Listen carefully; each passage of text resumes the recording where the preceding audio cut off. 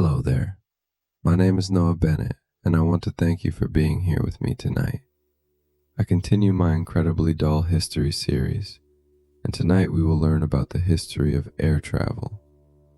I've always loved taking planes, and even in this world of low-cost airlines, for me, there is still great romance and mystery about flying to the sky and seeing the clouds around you.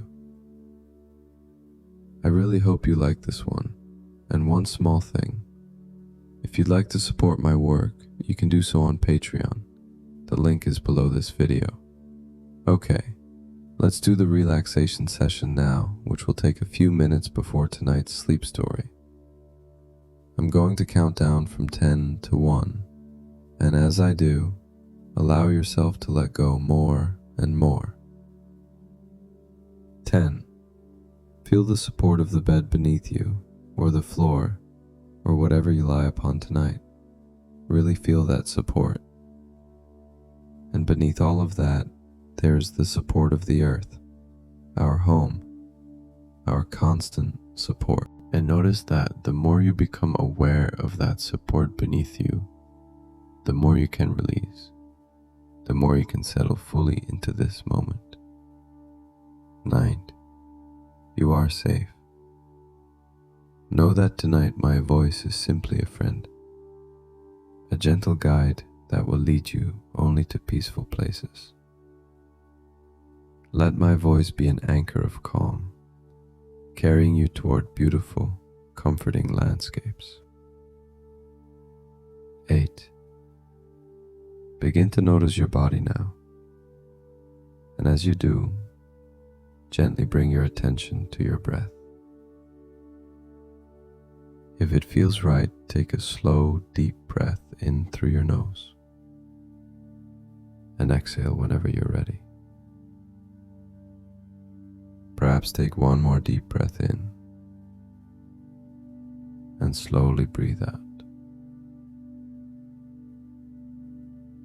As you follow the rhythm of your breathing, with each exhale, feel the soft release, the gentle letting go. Let go a little more. Maybe move through your body. Check where you're holding tension or pain. Maybe it's in your feet, your lower legs, your thighs, your belly, your chest, your back, or shoulders, your ears, your hands, your arms, your neck.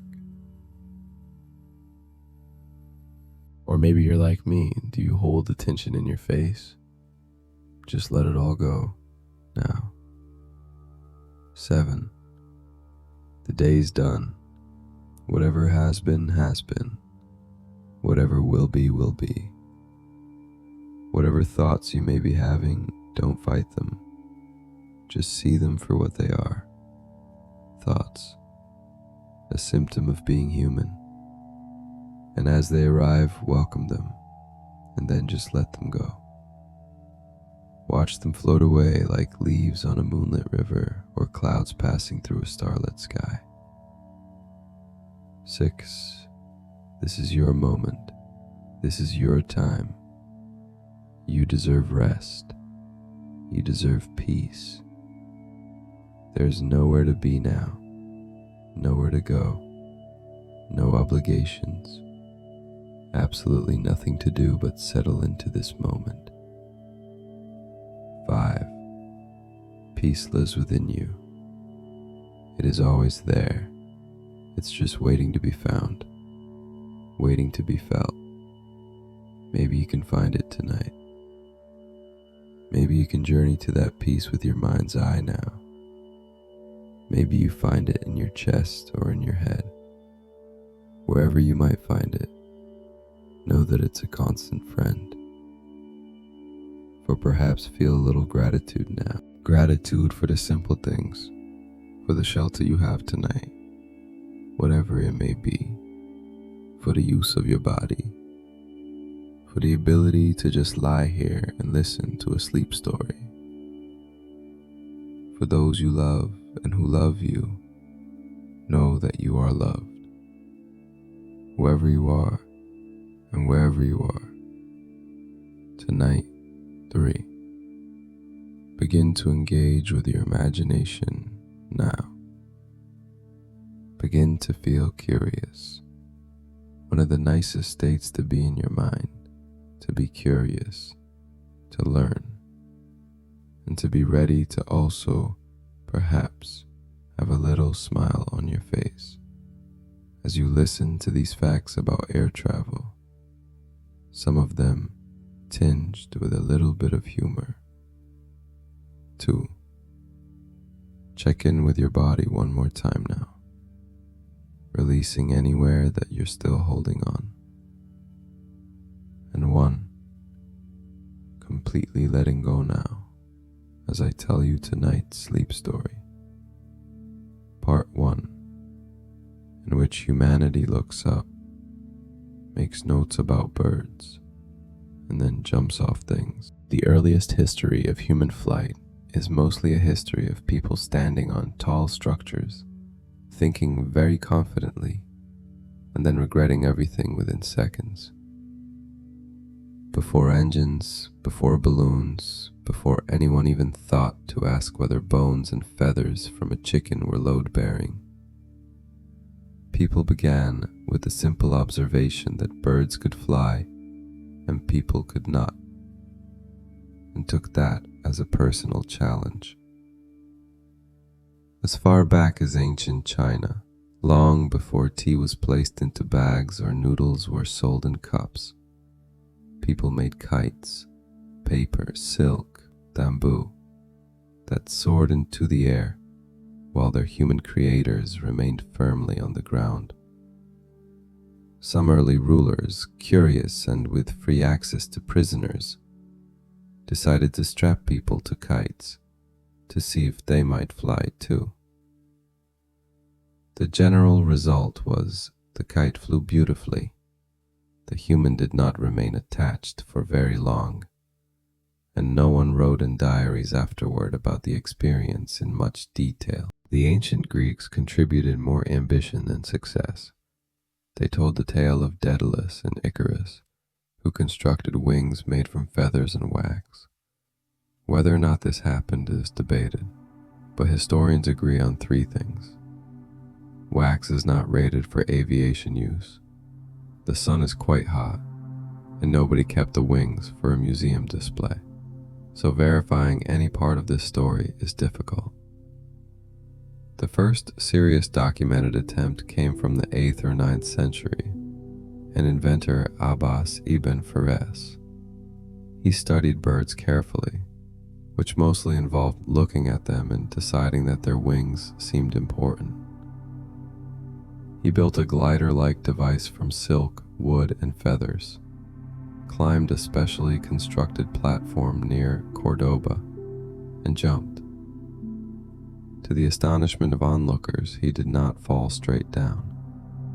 He glided for what some accounts describe as a considerable distance, and others describe as a moment, perhaps 2. Then he landed poorly. He injured his back and later concluded, quite seriously, that his crash occurred only because he forgot to include a tail. This would make him the first man in history to give a post-flight engineering review.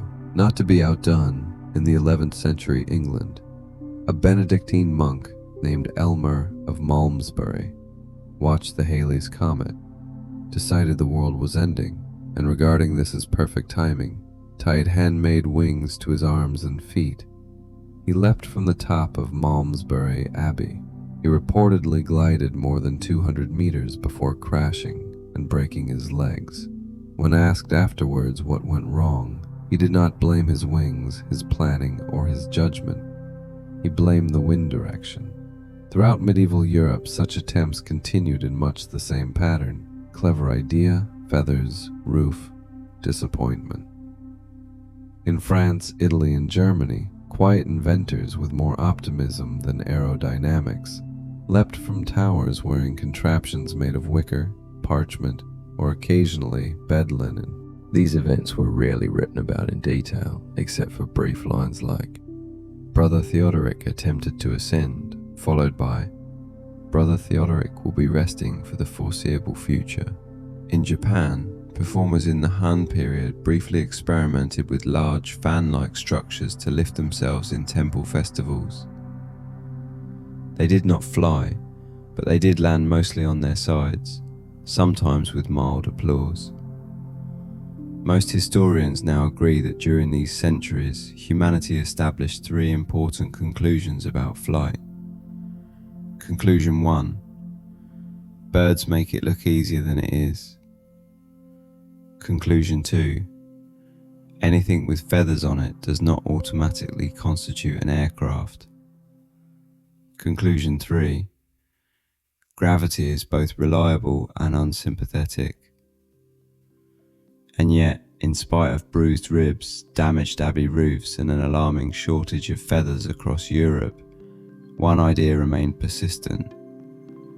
We could probably get this to work if we just climbed a little higher next time. Part 2, in which enormous bags of hot air are invented, and people immediately decide to stand inside them. While the previous centuries were filled with enthusiastic men leaping off monasteries wearing bird wings, the late 18th century marked a dramatic change. Instead of attempting to become birds, humanity briefly decided it would be easier to become laundry and simply allow hot air to lift them skyward. This breakthrough came from two French brothers, Joseph Michel and Jacques Eaton Montgolfier, owners of a family paper factory in Anon. One evening in 1782, while watching laundry dry over a fire, one of them noticed that a shirt pocket puffed upwards. Rather than thinking that's a warm breeze, as any sensible person might, he thought, we should probably build something enormous and climb inside it. And so they did. In June 1783, they unveiled a balloon made of paper and cloth, stitched and glued in their factory. It was painted blue and gold, because if one is going to defy nature in basic reason, one may as well do it tastefully. They filled it with hot air from a straw and wool fire. It rose a bit. Onlookers were impressed and concerned in equal measure. The French Academy of Sciences then asked the obvious question, but can it carry living things? The brothers, after a short meeting, decided not to test it using themselves. Instead, on the 19th of September, 1783, before the gathered court of Louis V, 16th, and Marie Antoinette at first sail, they placed a sheep named Montoyel, meaning climb to the sky, a duck, and a rooster into a small wicker basket beneath their balloon. It rose to 1,500 feet, drifted for 8 minutes, and landed without any significant emotional trauma to the sheep. The rooster was slightly annoyed due to having been stepped on by the sheep mid-flight. Encouraged by the fact that no animals had exploded, Etienne Montgolfier himself climbed aboard a second balloon on the 21st of November, 1783, alongside a gentleman named Jean-François Pilote de Rosier, who became history's first man to risk everything in a craft held led together by fabric glue and optimism. They floated above Paris for roughly 25 minutes, drifting pleasantly while offering polite waves to baffled chimney sweeps below. Their landing could be called controlled only in the sense that they did eventually stop moving. Soon, balloon mania swept across Europe. In England, James Tytler, a man reportedly maintaining a rather concerning fondness for both alcohol and hydrogen, constructed a balloon that managed to rise a few feet before collapsing unceremoniously into a hedge. In Italy, Count Francesco Zambeccari attempted to enhance his balloon with fireworks. Predictably, it turned out exactly the way any combination of balloons and fireworks usually does. Back in France, heated debates broke out over whether smoke, hot air, or hydrogen was the ideal medium for flight. One faction championed hydrogen on the grounds that it was lighter than air. Another favoured hot smoke because it smelled reassuringly like burning farm equipment. By the end of 1783, human flight was no longer an experiment, it was a fashionable inconvenience. Balloons were still impossible to steer, difficult to land, and liable to catch fire, but they were undeniably in the sky, which for most people was sufficient. It was at last possible to travel through the air, provided you didn't particularly care where you ended up. Part 3, in which balloons go up, continue going up, and nobody knows how to tell them to go anywhere else. Once balloons had been proven capable of lifting men, livestock, and the occasional slightly confused aristocrat, Europeans collectively decided that floating gently above fields was probably the future of transportation. What they did not decide, or even consider in any practical sense, was how to steer them. Early balloonists soon discovered that a balloon will go exactly where the wind wants it to go, and nowhere else. If the wind blew north, the balloon went north. If the wind stopped entirely, the balloon simply hovered like a large, uncertain fruit. There was no turning mechanism, no brakes, and no method of deciding which village, meadow, or cabbage field one might land in. Navigators attempted pointing in different directions, shouting left or leaning their bodies purposefully, but the balloon remained indifferent. This did not discourage anyone. Balloon flights became social events. Newspapers printed polite notices like, "On Thursday next, weather permitting, Monsieur Blanche Shaw shall ascend from the Jewelry Gardens. Spectators are advised to arrive early and not to bring umbrellas with pointed ends." People gathered in thousands. They brought opera glasses, parasols, and bread. Some expected miracles. Some expected disaster.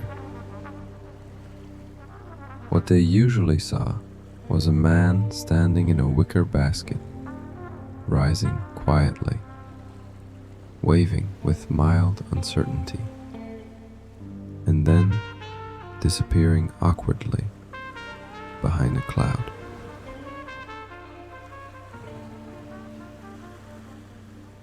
Jean-Pierre Blanchard, one of the first professional aeronauts, brought along small dogs in balloons to release them with parachutes as a demonstration of safety. The dogs landed in nearby fields, reportedly perfectly fine, if slightly offended. Crowds applauded this, though it remains unclear whether they were celebrating science or gravity. The balloonists themselves kept journals. Many entries read like this: "Lifted off at 4:15 p.m. precisely. Passed over several turnip farms.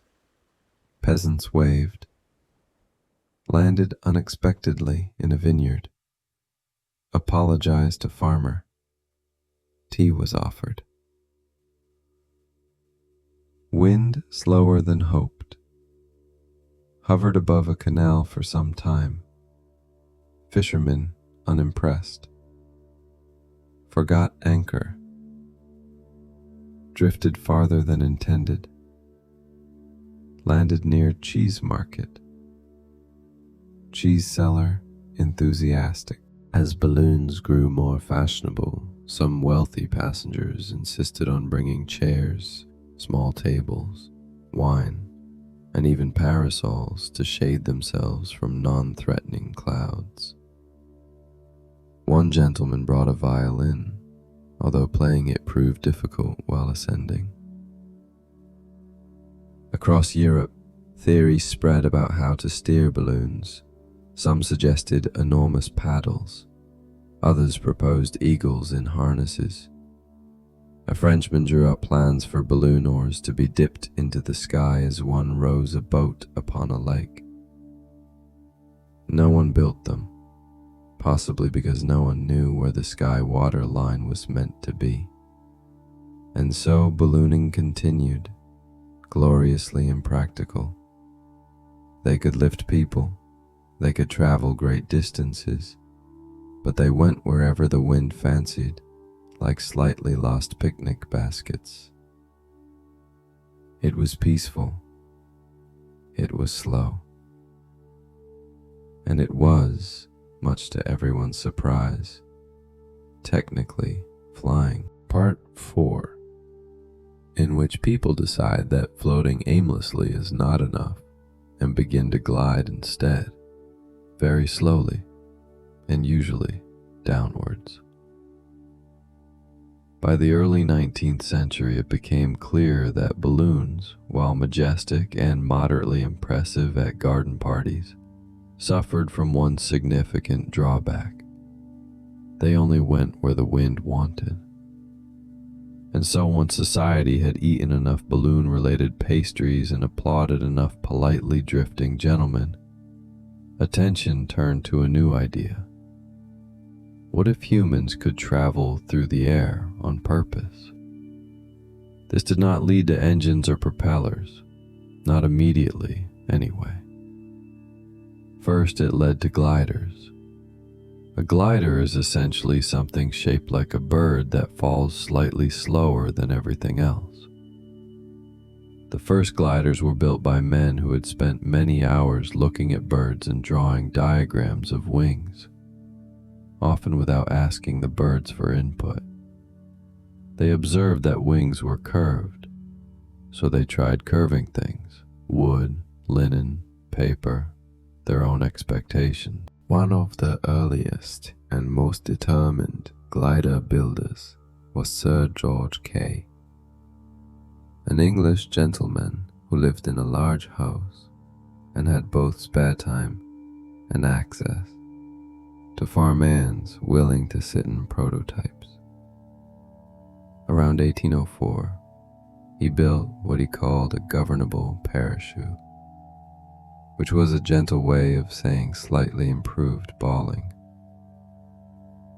Kay correctly theorized 4 fundamental forces of flight: lift, weight, thrust, drag. Though at the same time, he could only reliably produce 3 of them. He constructed machines with fixed wings, detachable tails, and sometimes wheels.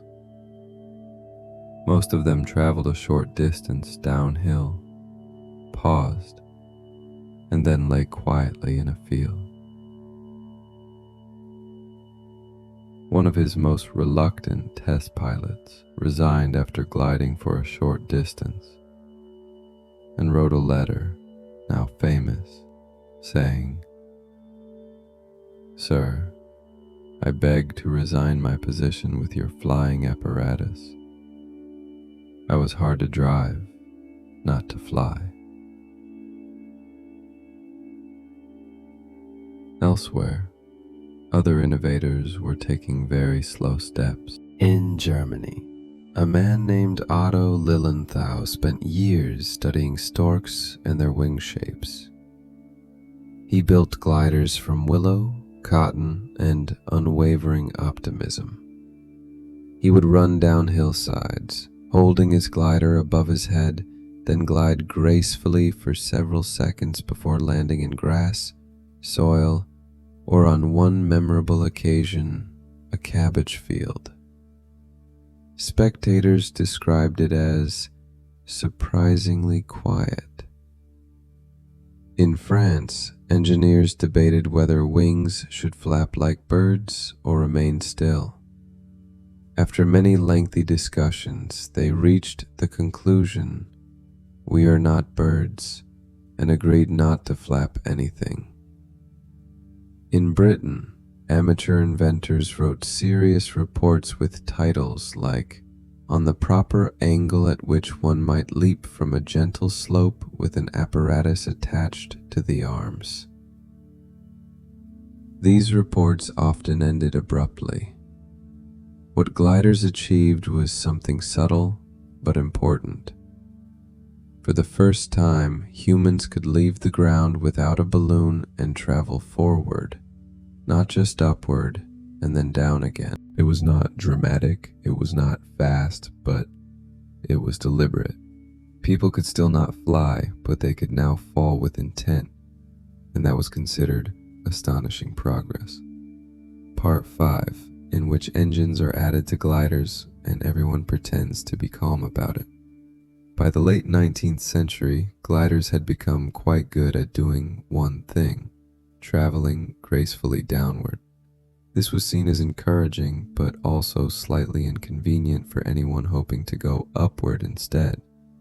And so, after many meetings, sketches, and cups of lukewarm tea, a quiet yet revolutionary idea took shape. What if they said, we attach an engine to it? This was not as straightforward as it sounds. Engines of the time were heavy, unreliable, and smelled faintly of oil and disappointment. They had been used in ships, factories, and occasionally to frighten horses, but never to make something fly. Still, the promise of sustained flight that did not depend on falling off hills was too tempting to ignore. Engine-powered flight began with men like Hiram Maxim, an American-born inventor living in England, best known for inventing the machine gun, which, for the sake of a peaceful sweep story, we will simply glide past. In the 1890s, he built an enormous wooden flying machine equipped with 2 steam engines and a wingspan longer than a tennis court. It never truly managed to take off. Instead, it sped along a track, whiffed slightly, and then very courteously decided it had no further interest in leaving the ground. Maxim considered this a promising beginning, though he noted it was expensive, extremely loud, and quite capable of destroying his lawn. Meanwhile in Germany, Otto Lilienthal, who had spent years hurling himself off hillsides like a particularly committed bird, began experimenting with adding lightweight engines to his gliders. He believed engines would make gliding less dependent on running downhill very fast. He was correct, but unfortunately, his engines were not yet reliable, and his assistants were not yet convinced. At the same time, a French engineer with an excellent mustache, Clément Adet, built a bat-shaped aircraft called AOL in 1890. It had a steam engine, a large propeller, and looked exactly like something designed before anyone knew what airplanes were meant to look like. It reportedly lifted itself a few inches from the ground, traveled about 50 meters, and then stopped. Not due to disaster, but more due to indecision. Even though nothing stayed in the air for long, small things were being understood. Wings needed to be curved, not flat. Lifting off was not the same thing as flying, and propellers worked better when attached the right way round. Engineers developed new materials: lightweight wood, stretched fabric, wire bracing, and something called the internal combustion engine, which for the first time offered enough power to lift a person without also weighing as much as a small horse. In France, Britain, and America, small workshops began to build experimental flying machines. They were given sensible names like Number 2 Glider, or ambitious names like the Aerial Steam Carriage. They were tested in fields, on beaches, and occasionally on purpose-built wooden rails. Some lifted briefly, some refused to move at all. None caused panic, and yet slowly something was happening. Ballooning had allowed people to float, gliders allowed them to fall with grace, but now, for the first time, Flight no longer depended on gravity or wind alone. It depended on engines. And engines, when they behaved, could run for hours. This did not yet produce an aeroplane, but it produced an idea that felt suspiciously close. Part 6, in which two brothers who fix bicycles decide to fix the sky instead. By the late 19th century, while many inventors were still attaching bits of canvas to steam engines and hoping for the best, two brothers in Dayton, Ohio, Wilbur and Orville Wright, were running a bicycle shop. They repaired wheels. They sold bells. They adjusted handlebars for people who complained that their bicycles pulled slightly to the left. In the evenings, after balancing accounts and oiling chains, the brothers read everything they could find about flight. They were not aristocrats, not scientists, and certainly not people who jumped off abbeys and feathers. They were instead methodical. They weighed things. They measured wind speed using homemade devices involving empty tin cans. They wrote letters to the Smithsonian asking for any available research papers on gliding lift and why so many brave Victorian men kept falling off hillsides. When they realized existing data on air pressure and wing lift was inaccurate, they calmly built their own wind tunnel.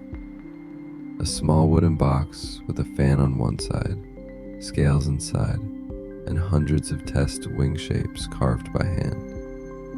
They tested each wing shape one by one, recording numbers in small handwriting. No feathers, no drama.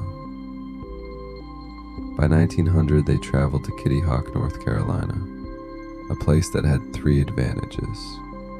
1, strong winds. 2, soft sand for landing. 3, very few witnesses in case it went badly.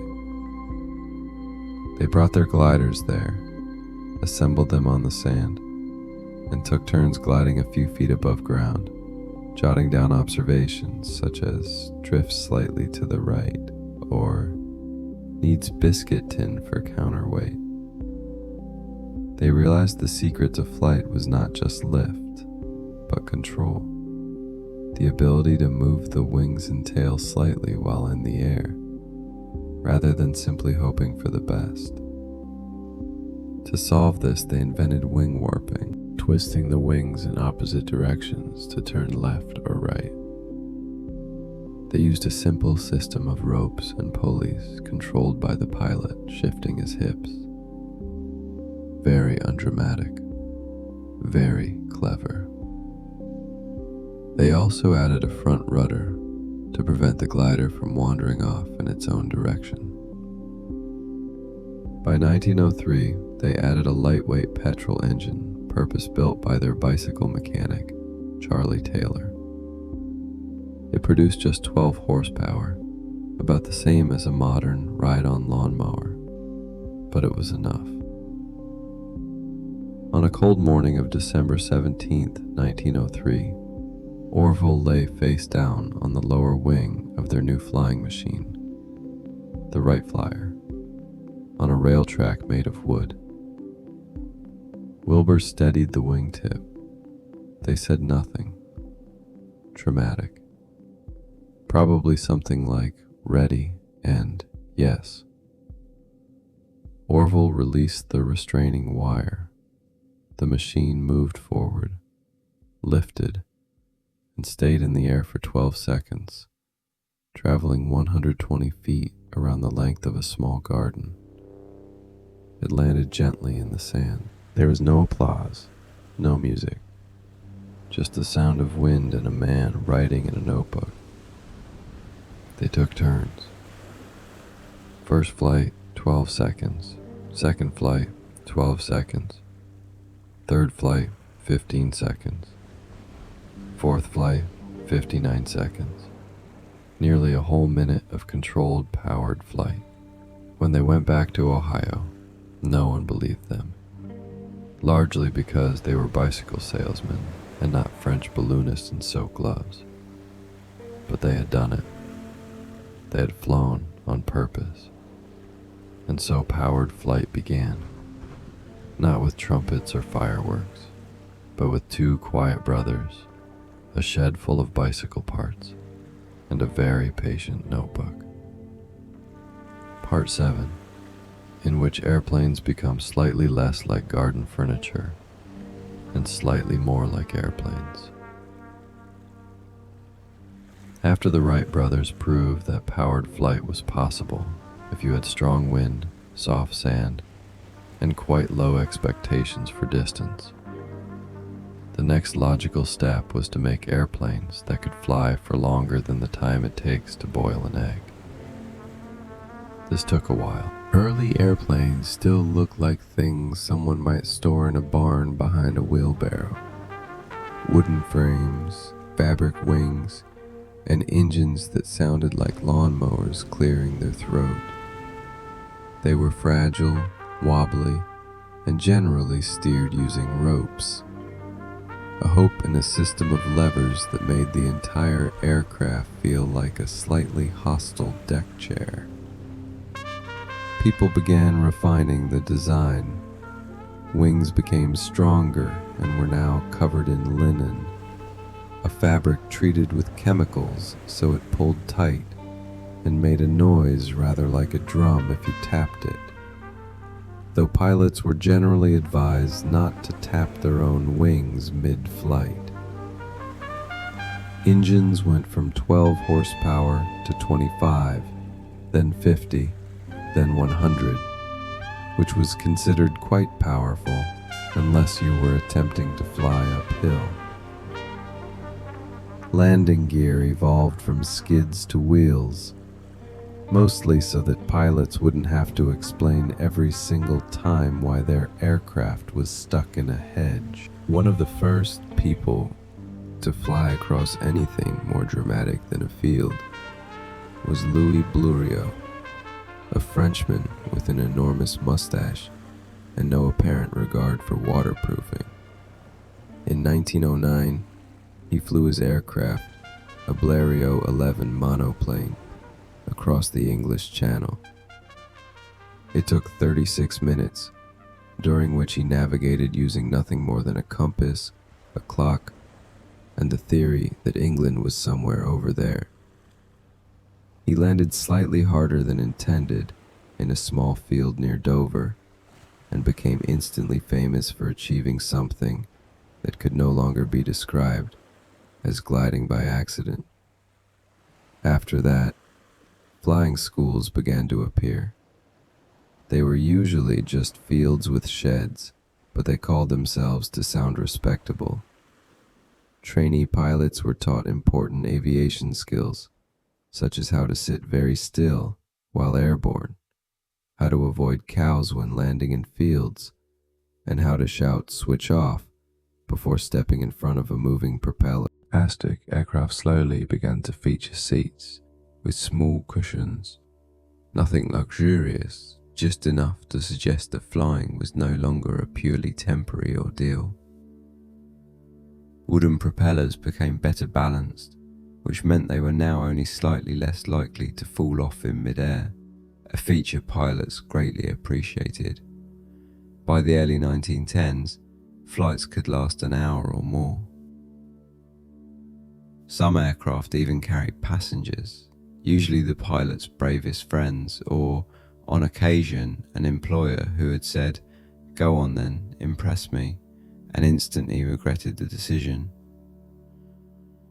Crowds gathered in open fields, gripping their hats as they watched these machines climb into the sky at roughly the speed of a briskly trotting horse. They applauded politely when the airplane landed, mostly out of pure relief. Still, everything remained gentle. Aircraft flew low, speeds rarely exceeded 45 miles per hour. Tea was still considered more essential than parachutes. For the first time, light was no longer just an experiment. It was becoming a mild, occasionally bumpy form of travel. And people began to ask a new question. Could ordinary people do this too? perhaps without needing goggles, courage, or a spare feel? The answer would take a little longer, but it was slowly, quietly on its way. Part A, in which people begin paying to be flown, letters take to the sky, and sheds are rebranded as airports. Once it became clear that airplanes could reliably travel several miles without falling apart or alarming livestock, someone inevitably asked, could we charge people for this? Thus air travel, the paid kind, began. It started somewhat unheroically with mail or post, depending on where you are. In 1911, in India, a pilot named Henry Peck flew 6,500 letters, a distance of about 10 kilometers. The letters arrived slightly faster than by road. This was considered a success. Soon after, other countries began air mail services, which mostly consisted of one pilot, one bag of letters, and a field somewhere near the post office. Then, slowly came passengers. The first ticketed passenger flight took place on January the 1st, 1914, when a man named Abraham C. Fail, former mayor of St. Petersburg, Florida, paid $400, a large sum at the time, to sit beside pilot Tony Janis in a small flying boat. The flight lasted 23 minutes and traveled 21 miles across Tampa Bay. There was no cabin service, there were no seats, just a wooden bench and strong winds. Thale later described it as pleasant, which for early aviation was considered high praise. In Europe, similar things occurred. People in long coats and sensible shoes would approach a small shed beside a field where someone with a notebook and hat would ask, one way or return? Even if the concept of return flights was still theoretical, these early airports were rarely more than a field with reasonably short grass, a barn full of petrol guns and rope, a wooden hut with a desk and a sign that said something like Air Navigation Office, and a person writing names in a ledger very slowly. Aircraft seating was simple, one pilot in front, one passenger behind, sitting so close they could observe every bolt holding the wing in place. Safety features consisted of woolen coats and the ability to hold on to something. By the 1920s, more organised airlines emerged. KLM in the Netherlands, founded in 1919, Aviana in Colombia, founded in 1919, Qantas in Australia, 1920, Imperial Airways in Britain, 1924, eventually to become British Airways. Their early routes were ambitious on paper, but involved many stops, tea, and occasional sheep on the runway. A flight from London to Paris might take 3 hours and involve one stop to check if the engine still sounded normal enough. Air travel was still considered adventurous, but no longer astonishing. Passengers received small folded timmets printed in blue ink. They wore goggles if the windows wouldn't close properly. They were sometimes handed a blanket if the altitude became uncomfortable, which it usually did. Airmail expanded rapidly. Letters that once took 3 days by train could now arrive within 24 hours by aircraft, assuming nobody ran out of fuel or got distracted by a hill. One postal report from 1922 dryly stated, "Delivery times are satisfactory.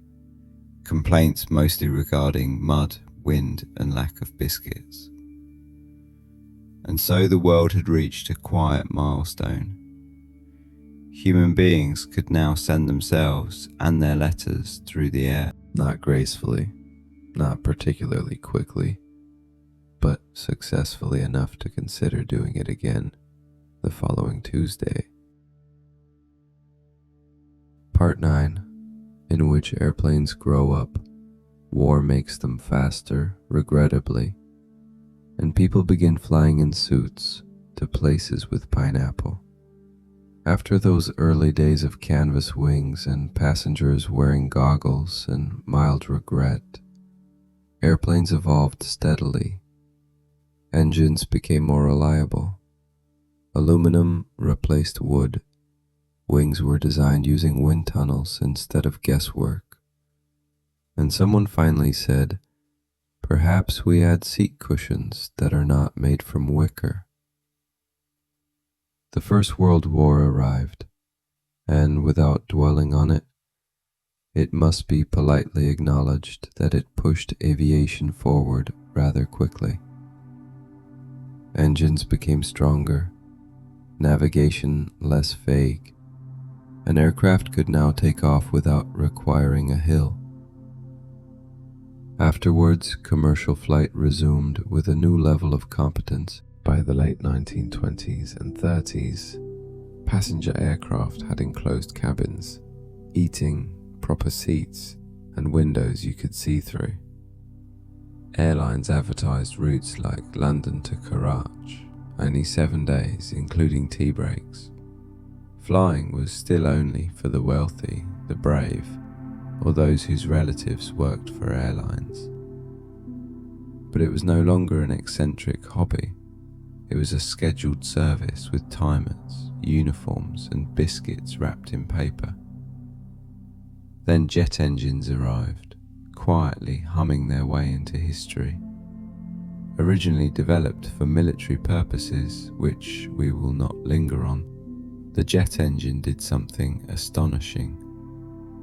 It made airlines faster, smoother, and capable of flying above the weather rather than directly through it while apologizing to passengers.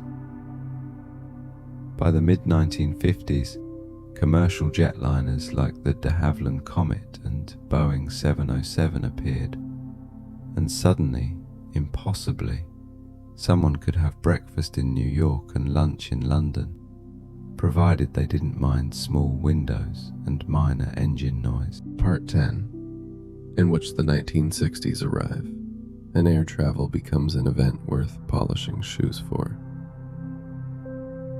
The 1960s are often called the golden age of air travel, mostly by people who didn't have to pay for the tickets.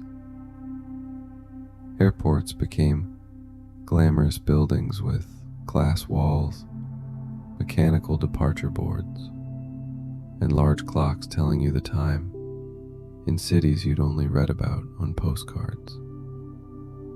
Passengers arrived wearing hats, gloves, cufflinks, in a belief that flying was something almost magical.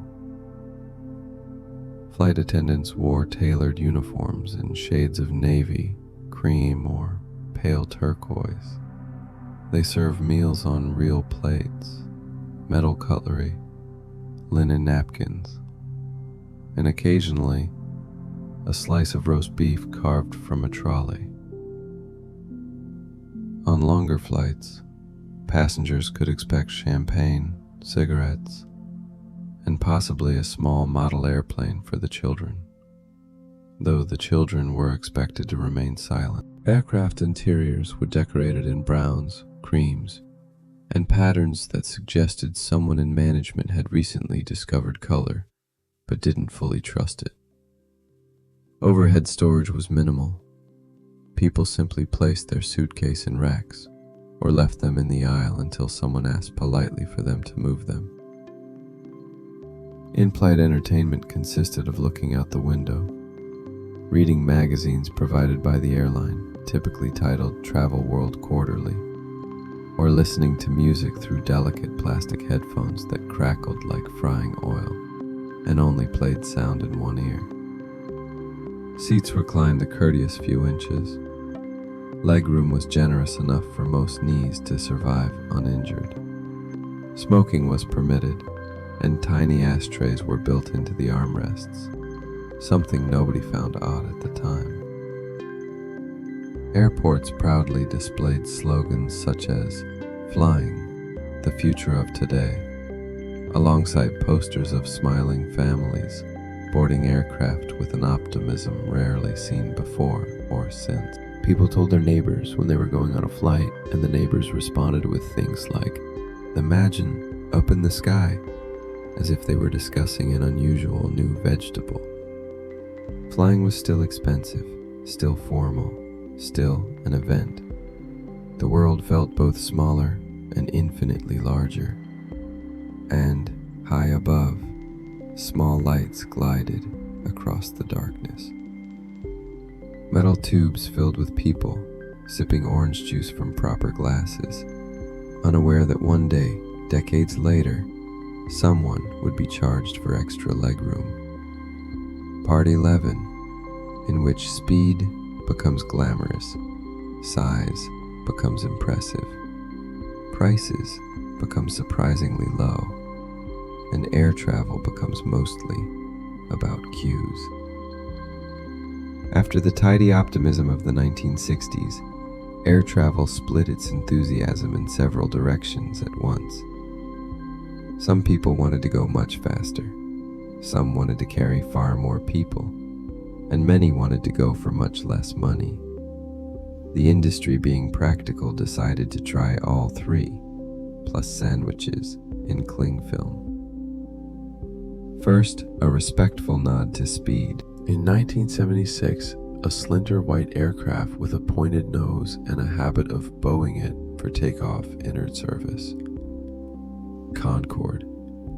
It flew at twice the speed of sound, which is a number that looks impressive on a laminated fact sheet and felt even more to some people who had lunch at 60,000 feet and arrived before their wristwatches had emotionally processed departure. The cabin was narrow, 2 seats on either side of a single aisle, the windows small, partly because there was not much time to look out of them before New York appeared. Meals were served on proper crockery. There were metal knives. Champagne made regular, unhurried appearances. Concorde's party trick was simple. London to New York in a shade over 3 hours, arriving with hair is still basically where it started. The aircraft was quiet inside, brisk outside, and treated by its passengers as if they were borrowing the future and promising to return it in good condition. Meanwhile, size made its own entrance. In 1970, the Boeing 747, the jumbo jet, rolled up with a hump and an upstairs room that initially contained lounges where people sat on sofas and pretended the sky was a hotel lobby. Airlines installed spiral staircases, bars, and briefly pianos, as if turbulence were a minor artistic inconvenience. Over time, the upstairs area mostly became a place for more seats, which is the face of most interesting spaces in aviation. The 747's real achievement was logistical. It moved hundreds of people at once, quietly training airports to discover new emotions about luggage belts. Families crossed oceans in a single overnight hop, arriving with the distinct sensation that their shoes had expanded slightly. Airport departure boards gained extra character counts to fit the words Boeing 747 without abbreviations.